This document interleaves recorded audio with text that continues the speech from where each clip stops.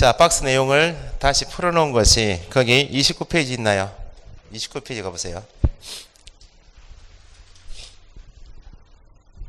29페이지 하단에 4번 중개대상, 거래 중개대상물, 중개대상 권리가 되게 한 요건이 있죠. 중개대상 권리다라고 쓰는 이유가 중개 내용에는 5가지 물건에 대하여 거래 당사자 간 매매 교환 임대차 계약만 알선합니까? 그 밖에 권리도 있어요. 그 밖에 권리, 기타 권리, 득실 변경의 행위를 알선하는 것이 중개이죠.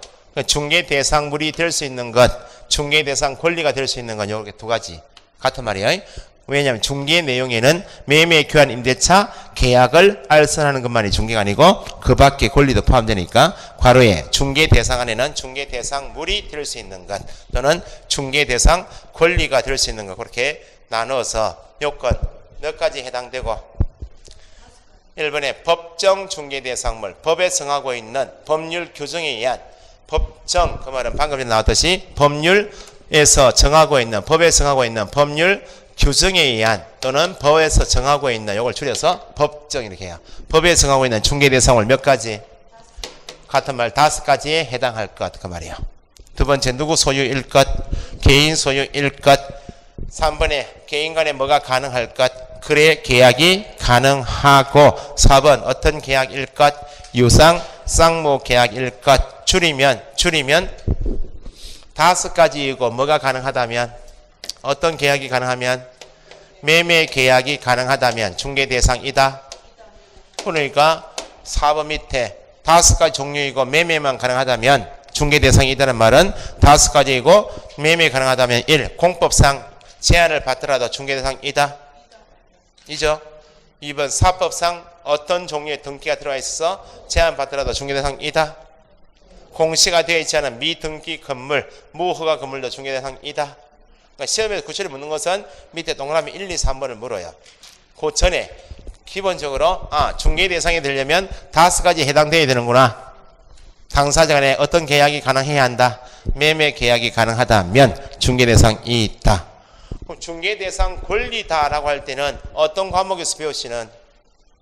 민법에서 배우시는 항상 기초를 우리가 지금 시험 과목인 6과목, 공시해볼 쪽에서 6과목은 개업공인중개사가 개공이 중개업을 할 때 필요한 6과목을 배우신다고. 그러면 개업공인중개사가 부동산 중개업을 할 때 필요한 6과목이다 그 말이죠. 그럼 민법에서 배우시는 각종 권리는 지금 배우시는 5가지 물건 부동산에 대한 각종 권리만 배운다고. 동산에 대한 권리는 안 배운다고. 질권 같은 것은 시험에 안 나와요. 질권은 전당포 생각하시면 돼. 시계 잡히고 돈 빌려 쓰잖아요. 이게 질권이거든. 그러니까 시험에 나왔지만 동산 질권은 중개대상 권리이다 아니다? 아니라고. 5가지 물건에 대하여 각종 권리는 어떤 과목에서 배우시고? 민법에서 배우시고. 그러니까 여기 중개대상 권리인가 아닌가는 따로 암기사항이 아니고 민법 공부하시면 민법 시간에 배우시는 각종 권리는 중개대상이다. 뭐 소유권, 지상지역, 전세권, 저당권, 소유권, 지상지역, 전세권, 용익물권, 저당권, 부동산 유치권, 법정지상권, 법정저당권, 환매, 등기된 환매권, 임차권 등을 배운다고. 이게 다 중개 대상이에요. 물론 나중에 공부를 더 하시면 점유권 같은 거 배운다. 점유권. 분묘기지권 이런 거 배워요. 이건 민법 시간에 배우시는 권리지만 이건 성질상 안 돼. 지금 이 책상은 누가 점유권을 가지고 있어요? 누가 중개했어요? 아니라고. 성질상 그건 안 되는 것이 예외로 있지만 일단 배우시는 6과목은 중개업에 필요한 6과목이다는 말은 다 중개 대상이다 보시면 돼. 아시겠죠? 그래서 나중에 세법 시간에 취득세 같은 거 배우고 등록세 같은 거 배운다. 취득세, 농특세 배운다고. 그러면 부동산에서 현장 안내하고 설명하는 사람은 매도인 데려갑니까? 매수인 데려가요?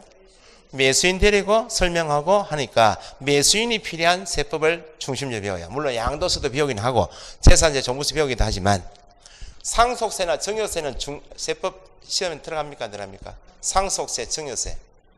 상속은 중개하고 관계없어요. 증여는 중개하고 관계없죠. 양도세는 매매할 때 매도인한테 필요하니까 그렇게 시험 범위 들어가고 6과목을 배우시는 전체 내용의 대부분은 개업공인중개사가 현장에서 부동산 중개할 때 필요한 6과목이니까 별도로 어떤 권리인가 암기하실 필요가 없고 중개 대상인가 아닌가 할 때는 공법상 용도 지역을 따질 필요 없이 개인 것이니까 중개할 수 있고 등기부상 어떤 종류의 등기가 들어가 있어도 개인 것이니까 매매할 수 있으니까 중개. 그렇게 감을 잡아 두시면 돼. 그래야 암기상이 준다고 말입니다. 됐어요? 저는 됐는데 됐어요? 물어보고 넘어가야죠. 28페이지. 이제 중개대상물에 대해서 시험에 그래도 구체적으로 묻는 것이 건축물입니다.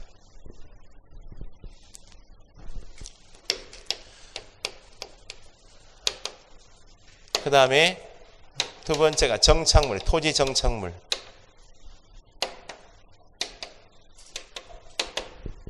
임목이네, 공장재단, 광업재단은 간단히 11 과정에는 개념만 잡아두셔도 하면 되고, 건축물. 자, 중개 대상물이다 라고 할 때는 몇 가지 이거? 5가지 해당되고, 뭐가 가능하고? 매매가 가능. 요걸 잡으시라고. 그럼 중개 대상물인 건축물이다. 앞에 중개 대상물인 건축물이다는 말은 몇 가지에 해당되는 것이고 5가지. 뭐가 가능하다고? 매매가 가능하다고. 그러면 중개 대상물인 건축물은 이미 건축되어 있는 이런 건축물만 매매 가능해서 중개 대상인가? 아니면 아직 완공은 되지 않았지만 장래 일정 시점에 건축이 완공될 예정되어 있는 건축물도 중개 대상일 것인가? 기존에 이미 건축한 기존 건축물만 중개 대상물이 되겠는가? 아니면 장래 아직 완공된 것은 아니지만 장래 건축될 특정의 건물도 중개 대상이 될 수 있겠는가? 판례는 이제 판례라는 말은 법 규정 말고 대법원 판례, 뭐 하급심이 1심, 뭐 2심 다 필요, 고등법원 필요가 없고. 그 다음에 시험 나오는 것은 대법원 판례. 시험 수업 시간에 판례 하면 어디에서? 대법원에서 판시한 내용. 대법원 판례가 시험 나와요. 판례에 따르면 중개 대상물인 다시 5가지고 매매 가능한 건축물 범위에는 기존 이미 건축된 건축물만 중개 대상물이 아니고 아직 완공된 상태는 아니지만 장래 건축이 될 특정이 된 건물도 포함이 된다. 여기 한 개 질문. 그러면 아직 완공되지 않았지만 장래 건축이 준공, 완공이 될 특정의 건물은 뭘 말하는가? 아파트 분양권 있나요? 아파트 분양권은 아파트 다 올라갔어요 지금? 자 보세요. 이것도 단계를 좀 이해하실게. 청약통장 있어요 없어요? 청약통장 꼭 가지고 있을 때 부동산 공부할 때는 한 개 가입해. 엄마한테 한 개 들어달라 하든지 나중에 내 갚을게 해가지고 가지고 있어야 돼. 청약통장. 지금 청약통장을 주택법에서 뭐라 하더라? 청약 주택 종합 저축증서 청약 예금 부금 저축을 또 합쳐가지고 이제 이렇게 종합 이렇게 하죠. 이게 통장이에요. 통장 가지고 있는 사람이 지금 입금되어 있는 돈이 400만 원 입금되어 있다. 400만 원. 규모를 아주 배우시고 통장 규모 금액에 따라서 분양받을 금액 평소 다르죠. 1순위 이제 통장 가지고 있다가 통장 가지고 있는 사람이 아파트를 분양해. H건설회사에서 분양을 한다고 지금. 그러면 그럼 유진씨가 만약에 통장 가지고 있다. 그러면 동호수 추첨하는 날 신청했다고. 대지꿈을 꿔서 대지꿈을 전날 당첨이 되었어요. 101동 1501호야. 25층 아파트. 괜찮아요? 25층에 15층 괜찮아요? 지진 때문에 좀 겁난다 사실.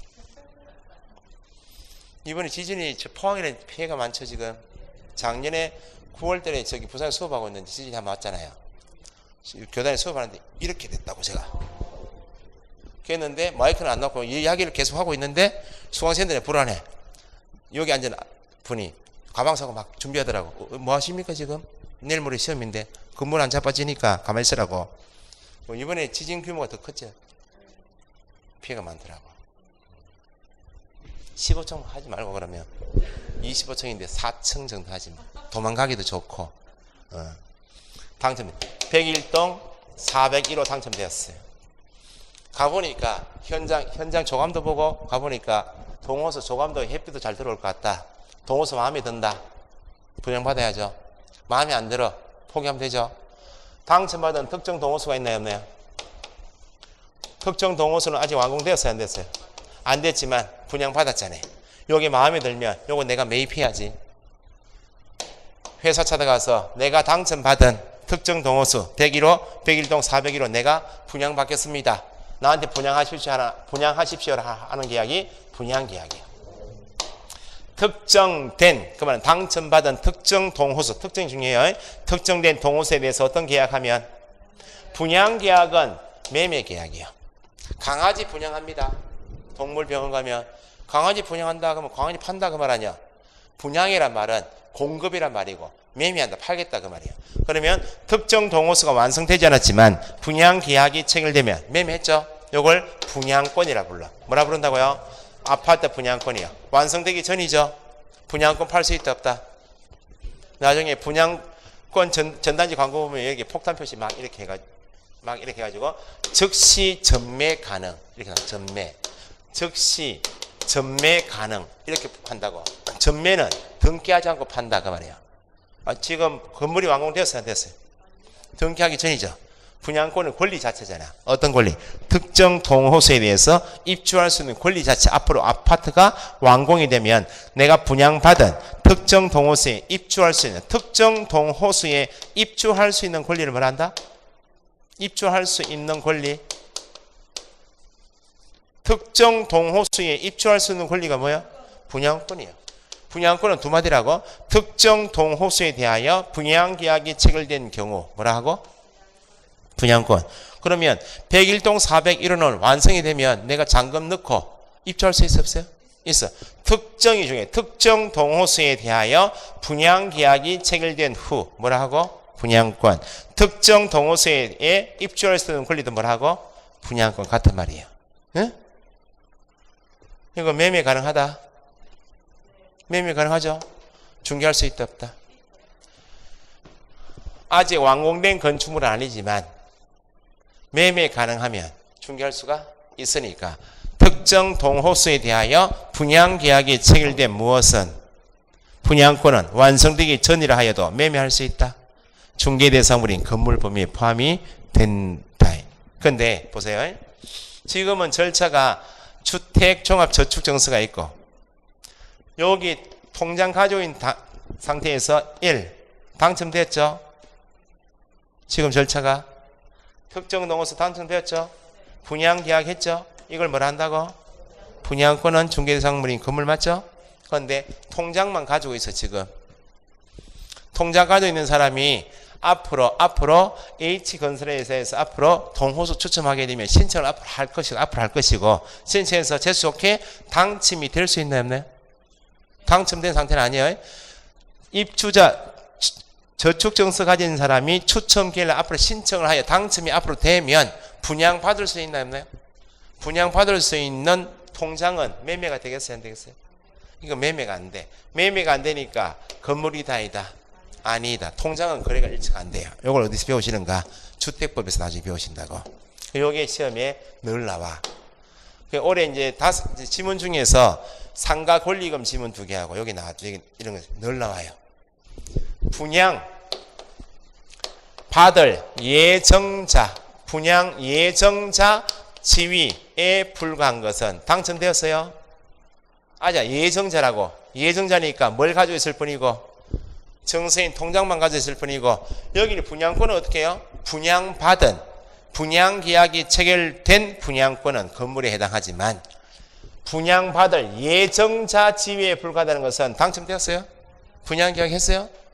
이걸 표현은 입주권이라 표현하는데 입주권이라는 표현이 중요한 게 아니고 분양 뭐요? 예정자 지위에 불과한 것은 건물에 해당하지 않는다. 건축물은 기둥, 주벽, 지붕이 있으면 완성되기 전이어도 건물이요. 매매할 수 있다 없다? 있다고. 이런 거 많아요. 사고 파는 거 많아. 집에 가보니까 방이 3칸이야. 에? 한 칸은 주인이 쓰고 두 칸만 세놓을 수 있나 없나요? 한 칸만 세놓을 수 있나 없나요? 상가 건물이 크다고 벽을 쳐서 요거 일부만 세놓을 수 있나 없나요? 임대차 계약도 유상쌍 무계약이야.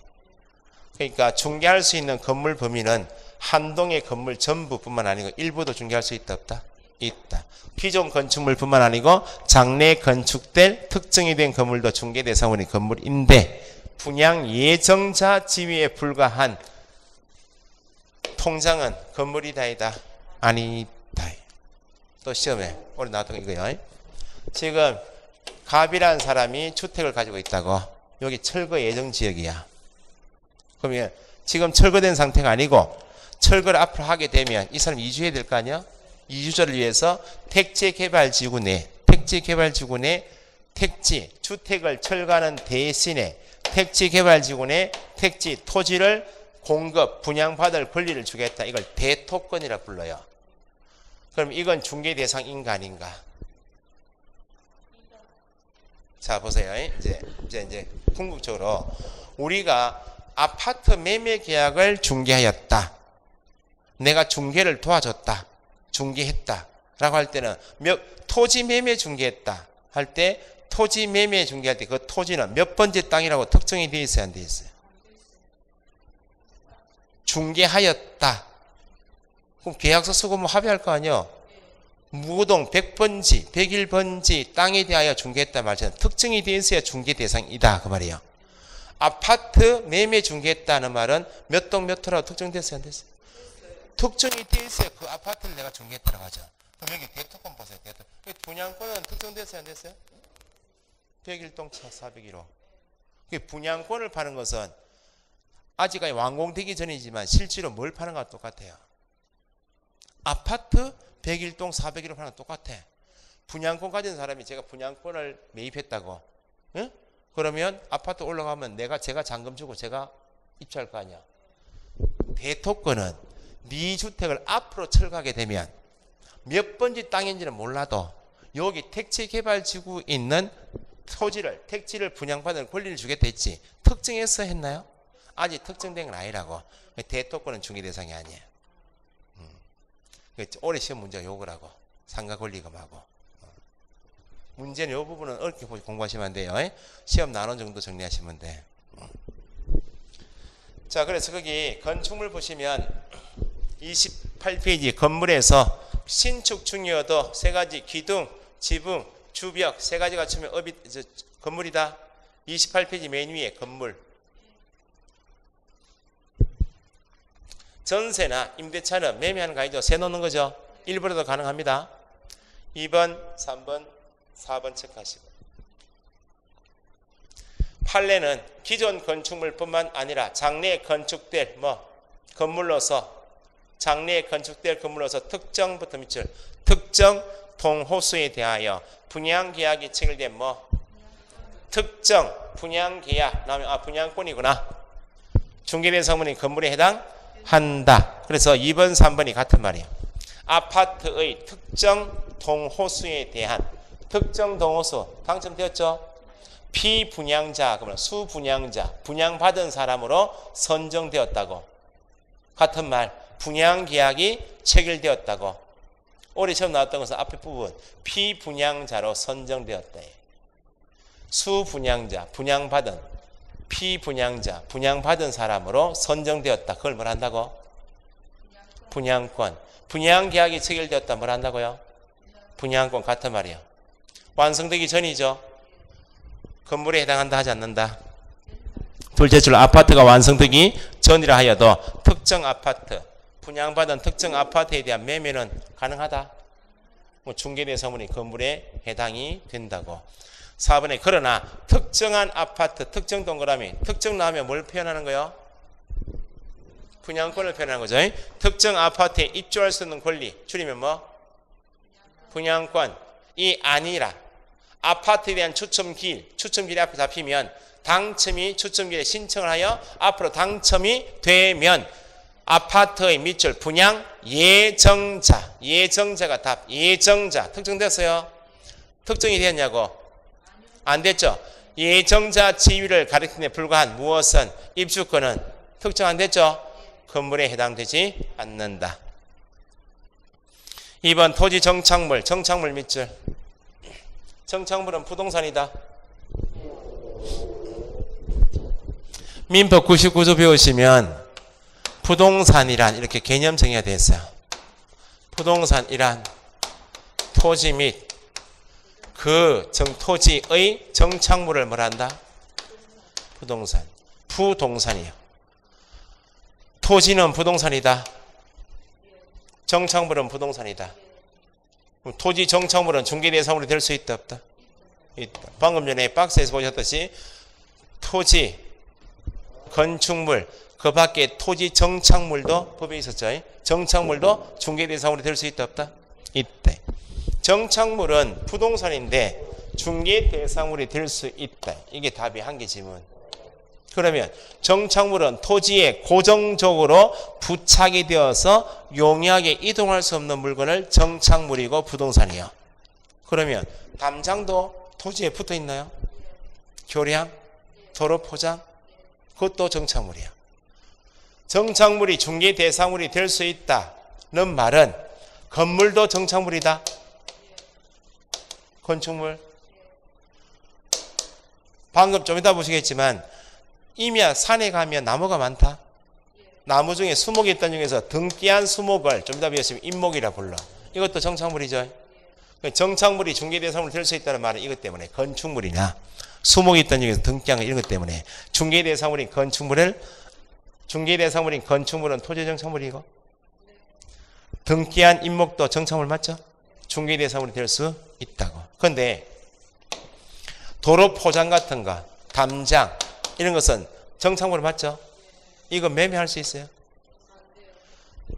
정착물은 중개대상물이 될 수 있는데 정착물 모두가 토지하고 따로 떼어서 중개할 수 있겠나요? 토지는 중개대상물이다. 매매 가능하죠? 토지 등기부가 있어요 없어요? 토지는 등기 아니야. 건물은 등기부가 있어요 없어요? 있다고. 인목도 등기부가 있어요 없어요? 있다고. 담장 등기부 없죠? 그러면 보세요. 배우시는 과목 중에서 등기법 배우시면 토지 등기부가 있고 지상에 건물 등기부를 따로 두는 이유가 뭐예요? 따로 등기부를 두는 이유가 토지 등기부, 건물 등기부를 따로 두는 것은 토지만 따로 매매할 수도 있다. 갑에서 을로 매매할 수 있죠. 그러면 토지는 갑에서 을로 넘어갔는데 건물은 갑 소유 등기돼 있다고. 그 말은 토지하고 건물은 따로 등기가 되어 있다. 그 말은 분리해서 매매가 가능하다. 그 말이에요. 토지 갑 소유 두고 건물만 을에게 팔 수 있다 없다? 있으니까. 중개대상물 맞죠? 5가지. 건축물, 토지 맞죠? 매매 가능하죠? 그러니까 따로 공시가 등기가 되어 있는 물건은 따로 매매가 가능해서 중개대상물 맞다고. 그런데 담장이나 도로 포장 같은 것은 정착물은 맞지만 이게 따로 등기해요? 따로 등기 안 했다 그 말은 뭐예요? 따로 거래가 안 된다 그 말이에요. 따로 매매가 안 된다 그 말은 토지 가져갈 때 그냥 가져가십시오 그 말이에요. 중개 대상이다라고 할 때는 5가지이고 따로 매매가 가능하다고? 따로 매매가 가능해야 따로 매매를 중개한다는 말을 쓰죠. 근데 정착물 중에서 건축물이나 인목은 따로 매매가 가능하니까 중개 대상물이 맞지만 정착물이라고 해서 담장, 교량, 축대 같은 것은 정착물은 맞지만 따로 매매돼요? 매매는 안 되니까 중개 대상이 될 수가 없다. 그러니까 정착물은 지문이 2개예요. 정착물은 중개 대상물이 될 수 있다. 5. 변형시키면 토지 정착물은 모두 토지와 분리해서 중개 대상이 될 수 있다. 틀렸다고. 담장, 교량, 축대는 정착물이지만 모두 다 되는 것은 아니고 건축물이나 인목은 매매 가능하니까 중개 대상이다. 정착물은 중개 대상물이 될 수 있다. 모두 되는 것은 아니다. 뭐 때문에? 담장, 교량 때문에. 민법에서 배우시면 이걸 구분할 줄 아셔야 돼. 수목의 집단이 있다고. 수목의 집단. 수목의 집단은 1. 수목의 집단은 토지와 분리하여 중개 대상이 될 수 있다.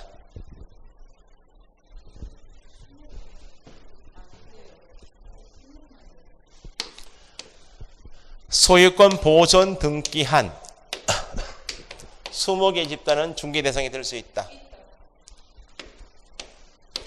명인 방법을 갖춘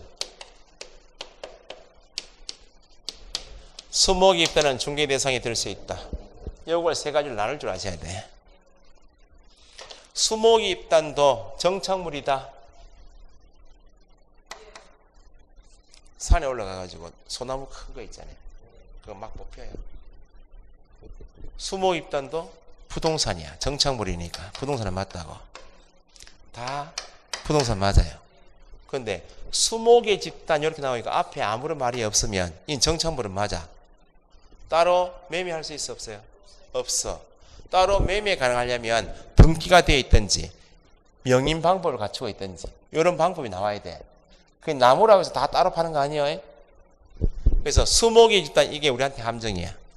수목의 집단은 중개 대상이 토지와 분리하여 따로 떼어서 중개 대상이 될 수 있다면 거의 다 O하고 나온다고. 왜냐하면 상상을 해. 등기하면 안 되나? 명인 방법 갖추면 되지. 이렇게 하면 안 돼. 실제 시험에서 문제는 특히 우리 과목은 지문에 나와 있는 것 가지고만 판단해야지 자기가 상상해서 지문을 더 만들면 안 돼. 그러니까 수목의 집단은 정착물이다. 부동산에 해당한다. 하지만 토지와 분리가 된다 안 된다? 분리가 안 된다 그러면 따로 매매가 안 되니까 중개 대상이 될 수가 없다고. 등기부를 가지고 있는 수목의 집단, 임목은 중개 대상이 된다. 요거만 이해하시면 돼요. 그러면 명인 방법은 한자로 쓰면 이렇게 돼요. 한자를 모르시는 분은 그냥 들으시면 돼. 이 법 규정은 시험 과목은 다 법 과목이기 때문에 한자어를 좀 많이 아시면 좀 도움은 돼요. 옛날에 10회 때, 9회 때까지는 시험 문제에 한자가 나와서 한자로 문제가 나왔다고. 그때는 공부할 때 한자 토달하는데 6개월이야. 민법책이 지금은 600페이지, 700페이지 안 되지만 그때밖에 안 되니 그때는 1000페이지라고. 책이 자꾸 얇아지는 이유가 뭐겠어요? 수험생들이 뭐 지적 능력도 많이 좋아졌겠지만 공부를 그만 안 한다는 거야. 책을 자꾸 얇은 책을 찾아 수험생들이. 자, 명인 방법은 이거요. 임야 올라가면 임야 가면 수목의 집단이 저기 있겠죠. 그냥 아무렇게 등기부도 안 되니까 아무렇게 표시 안 돼 있으면 이거야. 수목의 집단이야. 근데 요걸 따로 좀 더 배우시겠지만 등기해버리면 이름을 임목이라 불러요. 임목. 근데 등기는 아니지만 여기 갑소유 수목의 집단이야. 등기하기 절차가 번거로우니까 이렇게 해놨다고. 가장자리에 철조망 같은 거 끈으로 이렇게 둘러치고 여기에 나무 판때기를 씌워놔요. 입산금지 소유자 누구 홍길동 적어놨다고. 이렇게만 세워놔도 군데군 이렇게만 세워놔도 이 수목의 집단 소유자가 누구인지 다수는 인식이 돼야 안 돼요? 다수의 타인이 불특정 다수의 타인이 외부에서 명백하게 그 소유자를 인식할 수 있도록 알아볼 수 있도록 표시하는 방법을 뭐란다? 명인 방법. 명인이 되어 있다 그러면 등기는 아니지만 소유자 누구인지는 다 세워놨거나 이것도 공시가 되어서 소유자는 공시가 되었어요 안 됐어요? 소유자 누구인지 공시하고 있잖아요. 그러니까 따로 매매할 수 있겠어요 없겠어요? 있다고. 이거 바꾸면 되잖아. 그러니까 명인 방법을 갖춘 수목의 집단 보존 등기한 임목은 정착물로서 부동산으로서 중개 대상이 되지만 등기했네 명인 방법 갖췄네 말이 없는 수목의 집단은 정착물이고 부동산은 맞지만 중개 대상은 될 수가 없다. 이걸 구분할 줄 아셔야 돼. 그래서요. 가식의 수목이 있나요 없나요? 임시로 할 때 가짜가 임시 가짜거든. 가식의 수목은 옮겨 심을 목적으로 대충 심어 놓은 거. 쑥 잡아당기면 뽑힌다. 이건 정착물이야. 뽑히면 정착물이 아니야. 정착물이 아니니까 부동산이다? 아니니까 중개 대상이 될 수가 없다. 여기까지 시험 나. 가식의 수목까지. 그래서 밑에 정착물이 있나요 없나요? 2번에 토지 정착물이 있죠. 정착물은 부동산이죠. 모두 독립한 부동산. 독립되어 있다. 정착물은 어디에 정착물이요? 뭐에 붙어있는 정착물이요? 토지 정착물이니까 모두 독립한 할 때 뭐하고 독립한? 토지와 독립한 중개 대상물이 될 수 있는 것은 아니다. 토지하고 다 떼어서 따로 매매할 수 있는 것은 아니라고. 뭐 때문에? 괄호에 담장이나 교량 등은 정착물이지만 토지와 분리가 돼야 안 돼요? 안 되니까. 독립할 수가 없으니까. 매매할 수가 없으니까. 중개대상이 될 수 없다. 하지만 건축물이나 임목 등은 중개대상물이 된다? 되고. 밑에 수목의 집단 중, 수목의 집단 중 임목법에 의해서 보존 등기한 뭐? 임목. 명인 방법을 갖춘 수목의 집단은 중개대상이 된다? 그 명인 방법이 뭐인지는 민법시험 다시 나옵니다. 민법에. 그 밑에 보충학습을 읽어보시면 되고. 자, 결론은 정착물은 중개대상물이 될 수 있다. 그게 결론이요. 모두 되는 것은 아닙니다. 그 이해하시고 3번에 기타 대통령령이 정한 재산권 및 물건에서 땡땡 보니까 임목, 공장재단, 광업재단 있죠. 이건 시험의 출제가 최근에 잘 안 되고 있으니까 시험 나온 것은 이 정도 나왔어요. 임목법에 따라 소유권 보존 등기한 임목은 중개대상물이 될 수 있다. 이 정도 나왔다고. 공장 및 광업재단법, 재단법에 의한 공장재단은 광업재단은 중개대상물이 될 수 있다. 맞아요, 틀려요? 그 정도 목차만 타이틀만 해서 시험에 나온 적이 있어요. 자, 그러면 임목이 뭐인지는 방금 전에 뭐 했다고요? 등기한 수목입단을 뭐라 한다? 임목이라. 그래서 개념 정의만 좀 보시면 옆에 페이지 29페이지 메뉴에 임목 있죠. 임목은 임목법, 임목에 관한 법, 임목법에 따라 보존 등기한 수목의 입단을 뭐라 부른다? 임목. 그럼 임목도 등기부가 있다 없다? 있다고. 그러면 소유권과 저당권의 목적이 된다. 뒤에 밑줄. 첫째 줄에 소유권과 저당권의 목적이 된다 돼 있죠. 저당권 밑줄은 다 하시고. 그럼 셋째 줄 토지 등기부가 있어요 없어요? 임목 등기부가 있어요 없어요? 토지 상에 있는 수목입단 중에서 보존 등기한 수목입단을 뭐라 부른다? 임목이죠. 등기한 수목입단은 임목은 임목 등기부도 있고 토지 등기부 있죠. 그러면 토지만 매매할 수 있다 없다? 토지 등기부가 있고 임목 등기부가 있으면 토지만 매매할 수 있다 없다? 이 순이니까 중개대상물이고. 그럼 토지가 갑 소유 토지상에 갑이 임목을 가지고 있다고. 토지만 을에게 팔 수 있나요 없나요? 있죠. 그러면 토지는 누구한테 넘어갔어요? 을에게 넘어갔는데 임목도 을에게 넘어가요? 따로 거래가 되니까. 그걸 법대로 풀면 토지 처분의 효력은 뭐가 처분됐다고요? 토지 처분의 효력은 임목에 미친다? 미치지 않는다. 너 말은 뭐만 처분되지? 토지만 처분되지 임목은 같이 처분되는 것이 아니면 임목의 소유자 갑은 토지와 분리해서 따로 떼어서 매매할 수 있어 없어요? 양도할 수 있고 저당권 설정할 수 있어 없어요? 이때 분리 개념 따로 그래야 된다. 그래서 임목의 소유자는 토지와 분리하여 임목을 양도 팔 수도 있고 저당권의 목적을 할 수 있다. 임목을 목적으로 하는 저당권의 효력은 임목을 벌채한 경우 토지로부터 분리된 수목에도 미친다.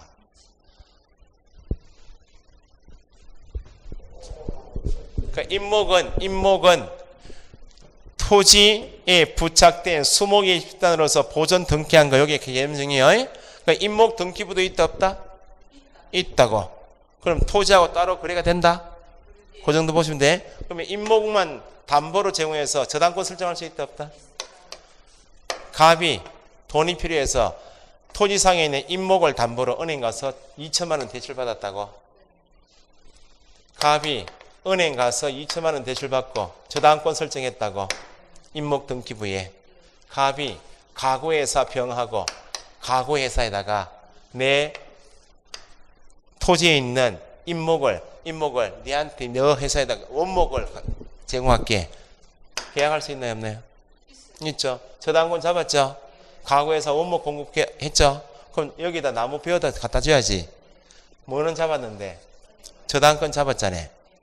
저당권의 목적이 된 임목이 토지로부터 벌채됐다 분리됐다고 자빠졌죠.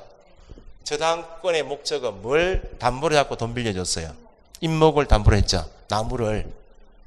그럼 야가 보호되려면 야하고 임목 소유자하고 지금 가구회사하고 원목 공급 계약한 것은 야하고 관계 있어 없어요?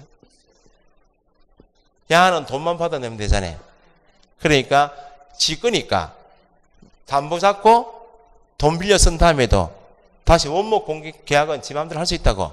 근데 야한테 피해를 주면 안 되잖아요. 그래서 저당권을 잡은 임목이 토지로부터 분리되었다고. 그러면 저당권은 분리된 수목까지 미쳐야 된다, 미치지 않는다? 누구를 보호하려고 보니까? 은행인 저당권자를 보호하려고 보니까 담보 잡을 당시에는 멀쩡하게 잘 자라고 있었잖아요. 후에 다른 계약에서 나무를 벌채했다, 톱질해서 분리했다고. 그럼 잡아져 있잖아요, 지금. 여기에 저당권이 미친다, 미친다? 미쳐야만 야가 보호된다고. 네? 그래서 지금 저당권의 목적이 된 임목, 수목입단이 토지로부터 벌채 분리된 경우에도, 분리된 수목에도 저당권이 미친다, 미친다? 미친다. 그러니까 미친다는 말은, 저당권이 미친다는 말은 나중에 배우시겠지만 경미할 수 있다 그 말입니다. 저당권자의 권리 목적은 빌려준 돈 받는 것이 목적이야. 그 아파트를 담보로 제공했어요. 돈 안 갚아. 경미 넘길 수 있어 없어요? 저당권이 미친다는 말은 경미할 수 있다 그 말이에요. 거기까지만 보시면 돼. 공장재단, 광업재단은 이렇게 이해하시면 돼요. 재단, 동그라미.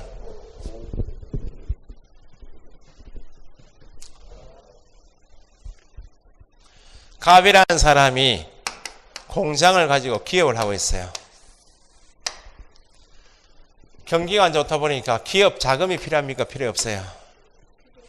기업을 제대로 운영하려면 기업 자금이 필요하겠네. 자금을 대출받으러 가야 되겠죠, 은행에. 공장이 뭐냐, 공장 건물도 있어 없어요? 기타 여러 공작물 구조물도 있겠죠? 토지도 있겠네. 기계, 기구, 차량 선박이 있겠죠? 이래 가지고 기업하고 있는 기업가가 기업 자금을 대출받으려고 하니까 토지를 따로 담보로 은행 가서 제공하고, 공장 건물을 따로 담보로 제공해서, 기계기구 차량을 따로 담보로 제공해서, 소위 개별적으로 따로 담보로 제공해서 필요한 기업 자금을 확보하십시오 라고 해버리니까 갈 때마다 절차가 번거로워요, 번거롭지 않아요? 번거롭다고. 그러면 기업가는 자기가 필요한 시기에 필요한 자금이 제때 용이하게 대출이 되어야 빚도 갚고 도산이 안 될 건데, 아무런 법적인 보장 없이 따로 네가 필요한 자금 네가 알아서 빌려서라 이렇게 놔둬버리니까 개별적으로 처분하다 보니까 절차가 번거로워 시간이 많이 걸리고, 또는 개별적으로 가다 보니 낱개로 쪼개버리니까 담보 가치가 낮게 평가돼 버리니까 필요한 자금을 제때 대출 받지 못하는 경우도 있더라 그 말입니다. 그러면 대출금이 제때 대출 안 돼버리면 기업은 도산될 수 있나요, 없나요? 기업이 도산되는 건 100만 원 때문에 도산되는 경우도 있어요. 기업이 도산돼 버리면 이 안에 노동자들은 일자리 없어질 거 아니야. 국가 경제를 크게 피해니까 기업가 네가 기업 자금을 융통해 쓰려면, 기업 금융을 원활히 하려면 그냥 개별적으로 놔둬버리니까 필요한 시기에 필요한 자금이 확보 안 되죠. 그래서 법을 만들어준 것이 공장 및 광업 재단 저당법이야. 재단을 만들어서 담보로 제공하고 돈을 빌려서라, 그것이 재단 저당법이야. 그러면 만약에 지금 10억이 필요하다, 지금 기업 자금이. 이 법이 없을 때는 따로 낱개로 가져갈 수밖에 없고, 낱개로 가져가다 보니까 10억이 제때 대출 안 되니까 도산될 수 있잖아요. 그러면 낱개로 가져가지 말고 네가 10억이 필요하다면 네가 가지고 있는 구성물이 만약 10개가 있다. 공장 건물 다 해가지고 10개 중에 10억을 대출받을 수 있도록 한 개로 묶으라고. 만약에 토지 넣고 건물 넣고 기계를 넣었어. 기구를 넣었어. 요 세 가지를 넣어서 한 개로 묶은 것을 재단이라 해. 재단. 재산을 한 개의 단체로 묶어라 재단을 만들었어요. 여기 들어있는 재산 목록이 있어요, 없어요? 몇 개 넣었어요, 지금? 3개 넣었죠? 요 목록을 작성해서 보존 등기 신청하면 요 목록, 토지, 건물, 기기, 기구가 한 개의 물건에 대해서 등기가 된다고. 등기한 재단을 뭐라는가? 공장재단, 광업재단이래. 그러면 나중에 부동산 등기법의 가장 1원칙이 한 개의 부동산의 등기용지 몇 개? 한 개의 용지. 1부동산 1등기용지라고. 그럼 여기는 몇 개 들어가 있어요? 3개 들어가 있죠. 등기했죠. 등기부는 몇 개? 1개. 이 안에 들어있는 것도 몇 개? 1개. 1개. 1부동산 1등기용지이기 때문에 10개, 100개가 들어가 있어도 등기를 묶어서 등기해버리면 여기 들어있는 것은 전체 몇 개? 1개. 그 1개로 취급되니까 한 번만 갔다 오면 되지 여러 번 갈 필요가 없다고 말이지. 그러니까 필요한 자금을 필요한 시기에 확보할 수 있다 없다? 있다고. 그 재단의 가장 기본적인 것은 재단에 들어가 있는 것은 전체가 몇 개로 취급? 1개로 취급. 그러니까 재단에 들어가 있는 물건이 토지 있죠, 지금? 건물도 넣었죠? 토지 등기부 있어요, 없어요? 건물 등기부 따로 있죠? 근데 이 등기가 따로 되어 있는 것도 한 개 여기 넣어가지고 등기해버리면 전체가 몇 개라고? 한 개라고. 그러면 재단에 속한 토지는, 재단에 속하고 있는 건물은 따로 분리해서 또 매매할 수 있겠나요? 재단을 넣은, 재단이란 말을 이해하셔야 돼. 재단은 기업가가 기업 자금을 편하게 빌려 쓰십시오라는 법이요. 그럼 재단 안에 3개 넣었다고 지금. 여긴 토지도 있고 건물도 있죠. 별도 등기가 되어 있는 물건도 여기 들어갈 수 있어 없어요? 있다고. 전체가 몇 개? 1개야. 1개다 그러면 분리가 돼야 안 돼요? 안 된다고. 재단에 시험 나왔던 것이 공장재단에 속한 토지, 공장재단에 속한 건물은 분리해서 중개할 수 있다 없다? 없다. 재단은 전체가 몇 개다? 1개다. 그게 중요해요. 그래서 밑에 2번에 공장재단, 3번에 광업재단은 공장재단만 이해하시면 돼. 공장에 속하는 재산권, 여러 물건 있죠? 물건, 전부 기업 자금이 100억 필요하다. 다 넣어도 되고 10억이 필요하다. 일부로서 구성합니다. 전부 일부로서 구성된 1단의 기업재산, 그게 재단이요. 1개로 묶은 기업재산으로서 소유권 보존 등기했다. 재단도 등기부가 있다 없다? 있다고. 가장 주 목적이 뭐 해라고 재단 저당법을 만들었다고요? 대출 받아서 기업 자금을 편하게 빌려 쓰라 그 말이죠. 그래서 보존 등기한 것이고 당연히 소유권 말고 뭐가 저당권의 목적이다. 그게 가장 중요해요. 임목도 소유권과 뭐 저당권의 목적이 된대. 그래서 지금 토지 건물 빼고 임목이나 공장재단, 광업재단은 등기부가 있다 없다? 임목 등기부, 재단 등기부, 재단 등기부가 있죠? 등기가 되어 있는 것이고 권리는 소유권하고 뭐하고 저당권의 목적이 되는 것이 가장 중요하고 저당권의 목적이 되는 것이 가장 중요해요. 아시겠죠? 그래서 최근 출제 경향은 토지하고 건물, 토지, 건물, 정착물 정도 시험 나오고 임목이란 말은 구체적 시험에 아직 안 나왔어요. 옛날에는 임목법을 보면서 임목만 두 문제 나온 적이 있는데 최근에는 그냥 임목법에 따라 보존 등기한 임목은 공장 및 광업재단 저당법에 따른 공장재단 광업재단은 중개대상물이 이다이다. 중개대상물이다. 요 정도 시험 나왔다고. 그러니까 깊이 팔 정도는 아니에요. 그래서 시험에 불필요하게 출제 경향에 따라서 수업 해드릴 때 1, 2월달 기본서 나오면 조금 더 해드릴 거예요. 이걸 임목을. 그 정도 하시지. 좀 더 깊게 들어갈 것은 7, 8월 달에 그때 여유가 있으니까 그때 하시면 돼. 이론 과정에서 5, 6월까지는 시험에 수업 내용만 충실히 따라가시면 돼요. 됐어요? 여기까지가 총칙이에요. 총칙. 총칙이 뭐예요?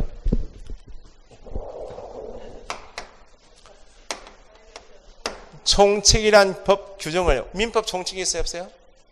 있어요. 민법 1118개 전체 조문에 다 적용되는 것이 통칙, 총칙이라 해요.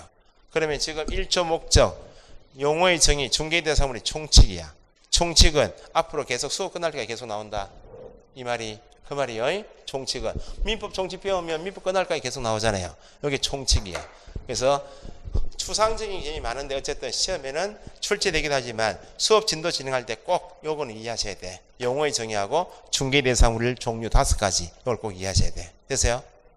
그 다음에 이제 다시 조금 더 확장시킨 게 31페이지 중개업에 기초해서 공인중개사 제도 있죠. 시험에서 한 문제 나오는데 33페이지 넘겨보시고 등록의 결격사유 등 있나요? 등록의 결격사유 등에서 박스 있죠. 밑에서 두 번째 키역 있나요? 이 법을 위반하여 빠져서 300만 원 이상 넣으세요. 박스에 키역 있지. 키역 밑에서 두 번째 이 법 위반하여 300만 원 이상 넣으시라고. 300만 원 벌금형 앞에 이 법 위반하여 벌금형 앞에 300만 원 이상 벌금형을 선고받고 3년이 경과되지 않은 자. 그 다음 넘겨보시면 35페이지 개업공인서 등의 교육이 있나요? 그 다음에 넘겨보시면 목차만 보시는 거예요. 지금 36페이지에 개설 등록제도 있어요. 자, 목차가 뭐인가? 총칙을 배우셨기 때문에 공인중개사법에서는 용어의 정의 6개 중에서 가장 중요한 용어가 뭐라고요? 중개업이요. 중개업을 적법하게 같은 말 단속에 걸리지 않고 할 수 있는 사람은 누구? 개업 공인중개사. 지금부터 배우실 내용이 개업 공인중개사가 되기 위해서 각종 요건을 배우신다고. 그러면 지금 총칙에서 중개업을 배우셨고, 중개업이라 하면 몇 가지를 갖추거나? 세 가지. 다른 사람의 의뢰에 의하여 일정한 보수를 받고, 중개를 뭐로? 업으로 행하는 것. 세 가지를 갖추거나, 최근 경향에 두 가지만 갖추면 업이다. 중개업에 해당한다 할 때는 세 가지를 갖추거나 두 가지 갖추면 업에 해당하죠. 중개업을 적법하게, 같은 말 단속에 걸리지 않고, 같은 말 처벌받지 않고 할 수 있는 사람은 누구만? 소장님은 할 수 있죠. 소장님 이름이 개업 공인중개사만 할 수 있어요. 이걸 지금 배운다고.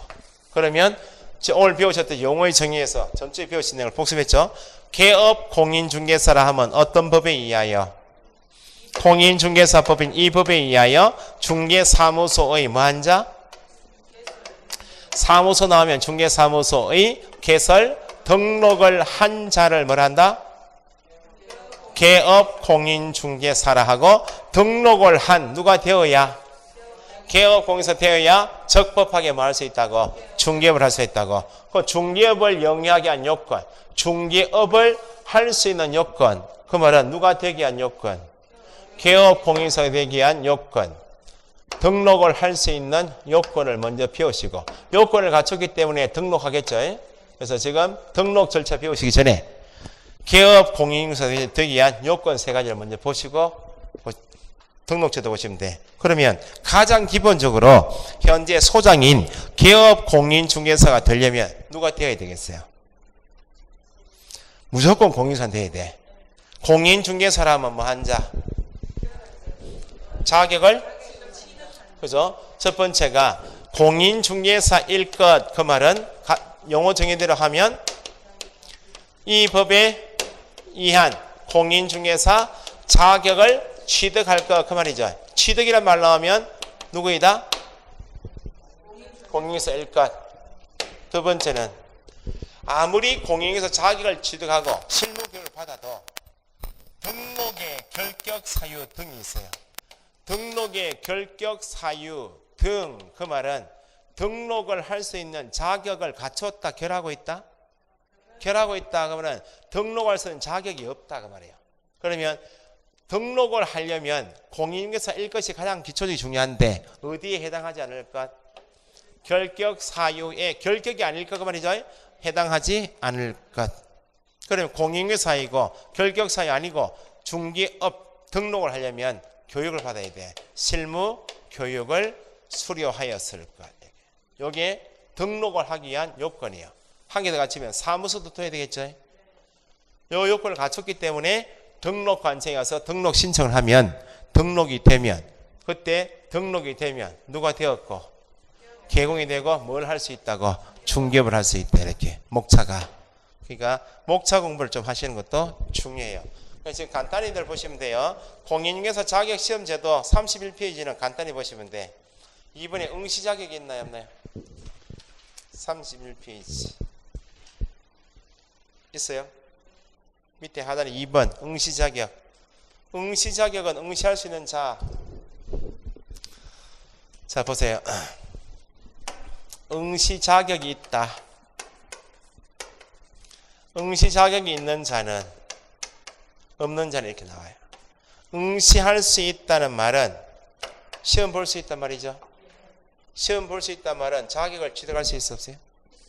응시할 수 있는 자 그 말은 자격을 취득할 수 있는 자. 자격을 취득할 수 있는 자. 같은 말이에요. 그럼 자격을 취득할 수 있는 자는 그 말은 누가 될 수 있는 자? 취득. 개업공인사는 등록이고 취득은 공인중개사가 될 수 있는 자. 같은 말이에요. 매년 시험 나옵니다. 응시할 수 있는 자 이 말은 잘 안 나오고 자격을 취득할 수 있다 없다 공인중개사 될 수 있다 없다 이건 꼭 시험 나와요. 그러면 앞으로 시험 공부를 아무리 열심히 해도 응시 자격이 없으면 자격 취득할 수 없어요. 그러면 공인중개사법에서 응시 자격이 제한받는 사람은 딱 두 사람밖에 없어. 연령 제한 없어요. 제한 없어요. 국적 제한이 없어. 미성년자에도 시험 본다고? 고등학생도 시험 보고 중3 때부터 공부 하나도 받고. 에? 연령 제한이 없어. 외국인도 볼 수 있다. 있다고. 딱 두 사람밖에 없어요. 그래서 응시 자격에서 밑에 괄호 2번에 응시 자격이 없는 자 있나요? 괄호 2번 응시 자격이 없는 자 밑줄 응시 자격이 없는 자 옆에 이퀄 같으면 한번 적어보세요. 자격 취득할 수 있다 없다? 자격을 취득할 수 없는 자 같은 말이에요. 자격을 취득할 수 없으니까 이퀄 누가 될 수 없는 자? 공인중개사가 될 수 없는 자는 같은 말이에요. 뒤에 지금 적으신 자격을 취득할 수 없는 자, 공인중개사 될 수 없는 자, 그게 더 시험에 잘 나와요. 그 표현이. 두 사람밖에 없다고. 1. 시도지사 국토부 장관은 시험에서 밑줄 뭐한 자? 부정한 행위를 한 응시자, 부정행위자. 당연히 시험은 무효로 하고 언제부터? 5년. 처분이 선 날. 괄호 몇 년? 5년. 동그라미. 응시 자격을 정지한다. 그러면 응시할 수 없다, 취득할 수 없다, 공인중개사 될 수 없는 사람 두 사람인데 먼저 나온 사람이 누구요? 시험에서 부정한 행위를 한 부정행위자는 당연히 시험은 뭐로 하고?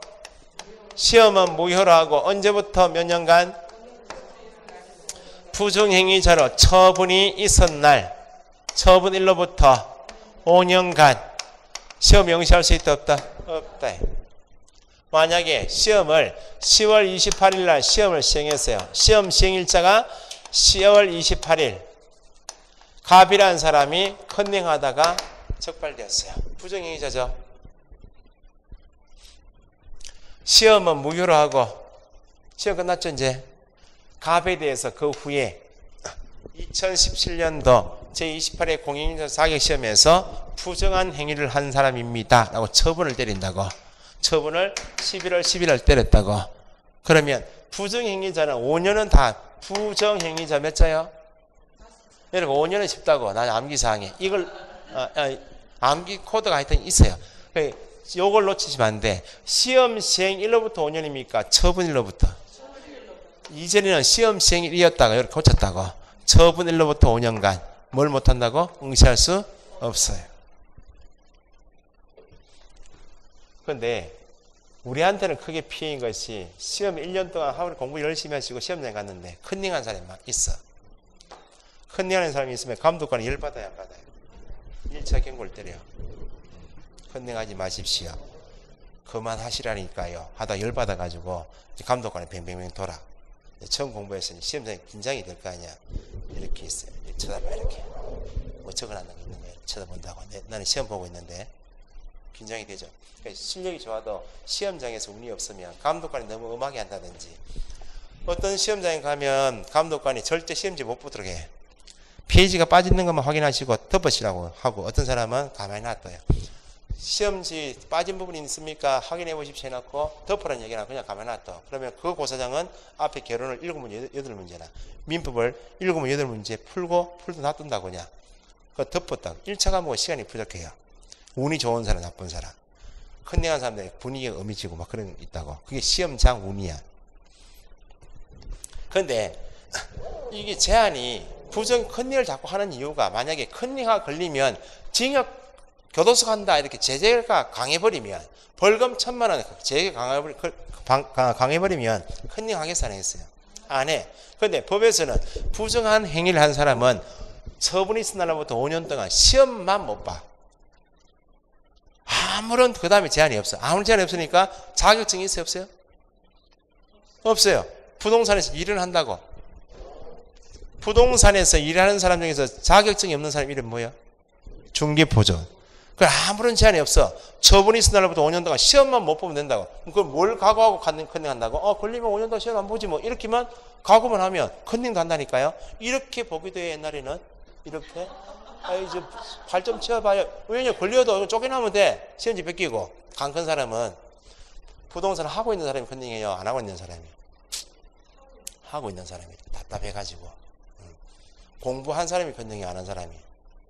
안 한 사람이 컨닝해. 우리가 피해를 본다 그 말이에요. 우왕청심만 모여야 된다 나중에.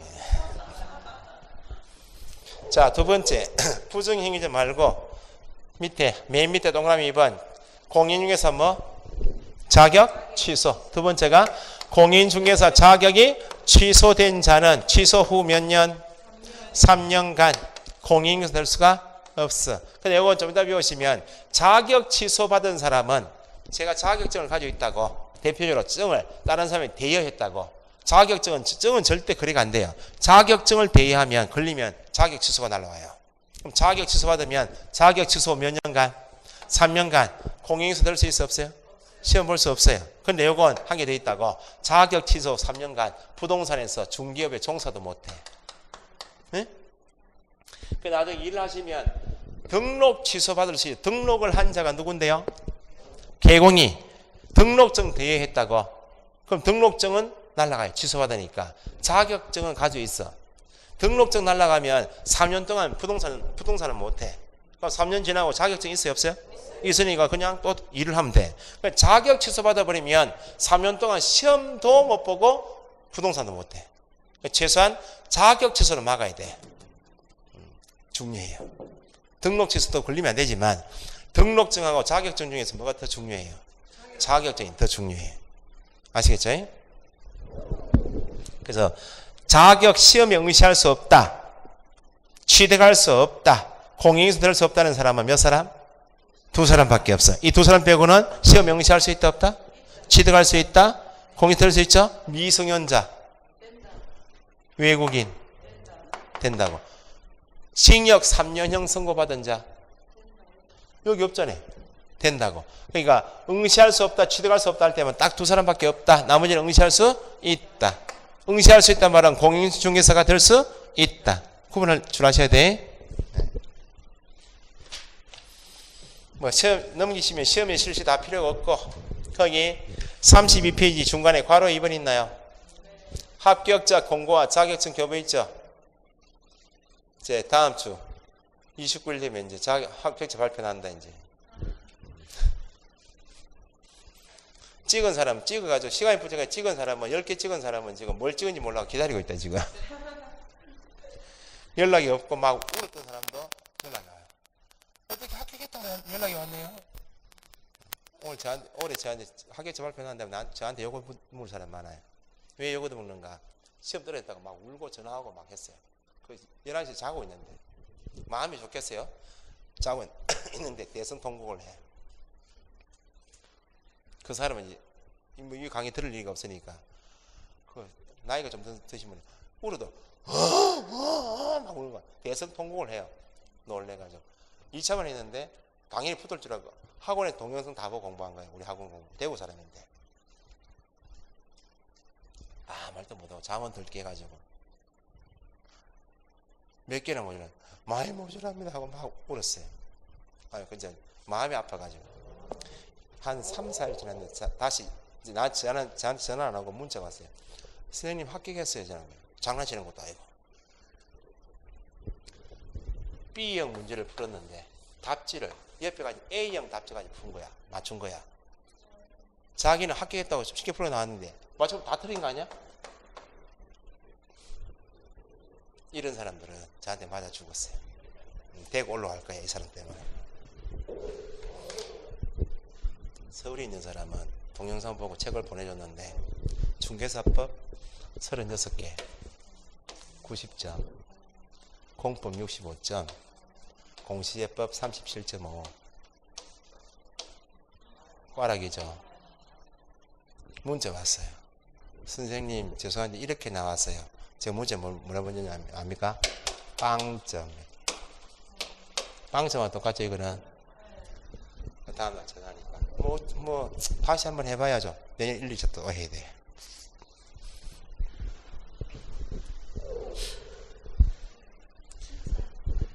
(37.5) 모르나? 꽈락 이거 나오면 안 돼. 이게 90점이어도 한 개라도 꽈락 나오면 떨어진 거야. 이런 불안한 사태가 있으면 이걸 오히려 32개 맞추고 이걸 42.5 맞추나. 자, 자격증 누가 줍니까? 시도의사 밑줄 하시라고. 시도의사는 합격자 결정 공고일로부터 결정 동그라미 해보세요. 합격자 결정할 때 공인중개사법에서 결정 나오면 다 기간은 1개월이에요. 1개월이니 자격증 교부해야 한다. 나중에 자격증 받게 되면 뒤에 밑에다가 시도지사, 여기는 울산광역시장이죠. 시도지사 도장이 이렇게 나와요. 국토부 장관이 아니다 그 말입니다. 국토부에서 자격증 주는 게 아니고 누가? 시도지사가 줍니다. 주소지 기준 해줍니다. 주소지 기준. 울산광역시. 어떤 사람은 이런 사람도 있어요. 서울시장 자격증을 받고 싶어가지고 주소지는 여기인데 주소지를 옮기는 사람도 있어요. 그래서 속으로 미쳤다.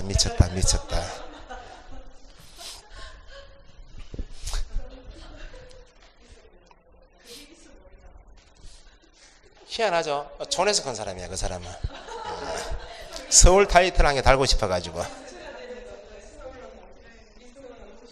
근데 울산에서 중개하는데 서울 자격증 가지고 있으면 그 울산시에는 잘 어울리지를 못해요. 동질감이 없잖아요. 근데 촌사람인데 서울말 배워 내놨을 거 아니야? 안 돼.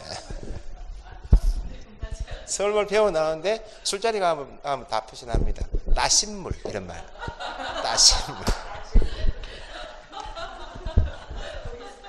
자, 3번에 공인중개사 결격 사유 및 자격증 대여 금지 있죠. 나중에 강조할 부분이 그것밖에 없어요. 공부를 좀 더 하실 부분이. 지금 타이틀 법조문만 1번 읽어보시면 자격 취소된 후 몇 년? 자격 취소를 말하면 무조건 3년이나 체크하셔야 돼. 3년이 경과되지 않은 자는 누가 될 수 없다? 공인중개사가 될 수 없다. 방금 전에 했죠? 지금 32페이지 맨 밑에 하단 괄호 3번이요. 2번 공인중개사는 다른 사람에게 자기의 성명을 사용하여 중개물을 하게 하거나 뒤에 자격증을 양도 대여하여서는 아니 된다. 자격증은 거래가 안 돼요. 등록증도 거래가 안 되고 공인중개사법에 나오는 자격증 등록증은 똑같단 말이야. 양도 대여가 예외가 없어요. 자, 법조문 공부하실 때 양도 대여하여서는 아니 된다. 끝이죠. 뒤에 다만이란 말이 있나요 없나요? 없죠. 양도 대여하여서는 아니 된다. 그 말은 예외가 없다 그 말이에요. 아니 된다. 다만 붙어 있으면 예외가 있다 없다? 다만이 붙어 있으면 예외가 있다. 만약에 자격증 양도 대여하여서는 아니 된다. 다만 특정 업무를 위하여 시도지사로부터 허가받은 경우에는 가능하다는 말은 예외로 양도 대여 가능한 예외가 있는데 지금 조문은 양도 대여는 다만이 붙어 있어요 없어요? 없으니까 예외 없이 그 말이에요. 예외 없이 절대로 양도 대여는 금지하겠다 그 말이에요. 나중에 시험 공부하실 때는 뒤에 다자가 붙어 있고 다만이 붙어 있는 거 이걸 따로 떼어서 공부하셔야 돼. 예외 규정은. 아시겠죠? 자, 그 정도 하시면 되고 그 다음에 옆에 좀 쉬셨다가 33페이지 등록의 결격 사유 등 있죠? 그거 정리하고 넘어가겠습니다.